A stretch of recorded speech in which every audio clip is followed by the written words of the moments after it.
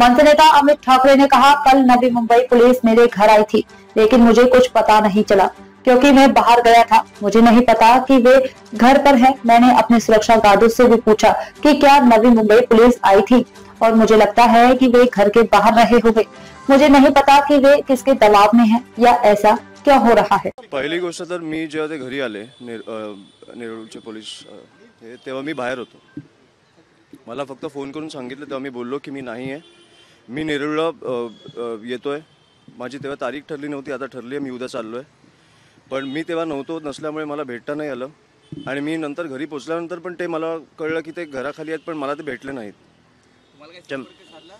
नाही, त्याच्यामुळे मी खाली आमचे जे पोलीसवाले जे प्रोटेक्शनसाठी बसतात त्यांना पण मी विचारलं नेरूळमधनं कोण आलंय का। त्यांचं पण म्हणणं होतं